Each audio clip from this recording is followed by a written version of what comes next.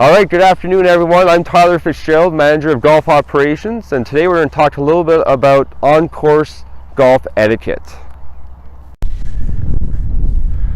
All right, so we're in the middle of May. Although we don't have the nicest weather today, nice weather has already arrived, and with nice weather, members are now starting to bring out guests to the club. We welcome all guests, but we want to make sure that when they arrive, they're being welcomed and greeted properly, and we want to ensure that there's no awkwardness when it comes to dress code. Dress code at every club is a little bit different, but we want to kind of go through the do's and don'ts here at Carleton. So the number one thing that I see a lot of, and my staff see a lot of, are it's a simple thing. It's just shirts being untucked.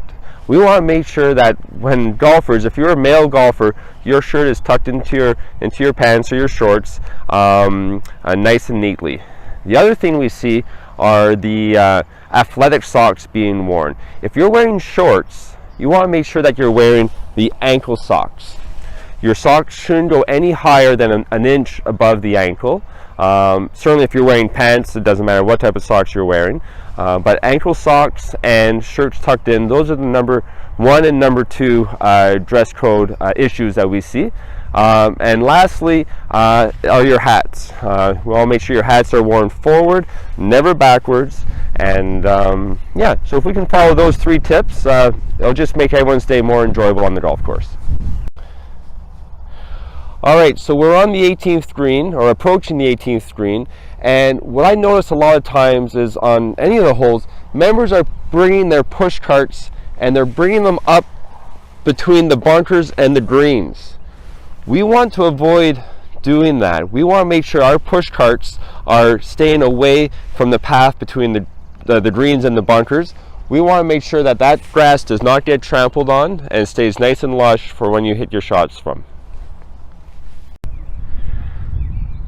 All right, continuing on with some on-course golf etiquette.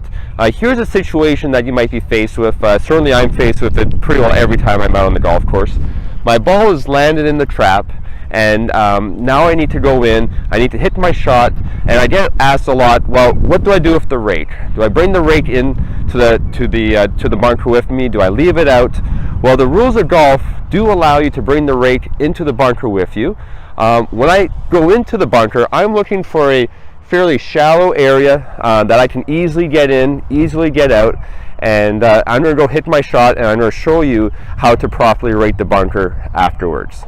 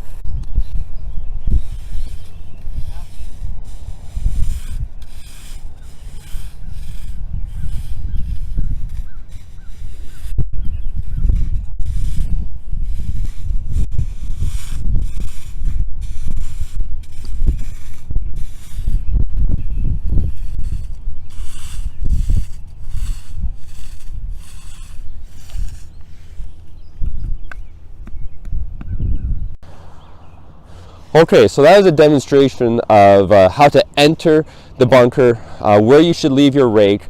You take your shot, and when you're exiting, you're raking along the same path as you're walking out. It was a little wet today, so the ground was a little bit firmer. It took me a little bit longer to rake than usual. However, I did rake towards the middle of the trap each time, and as I exited, I made sure none of my footsteps were visible for the next golfer.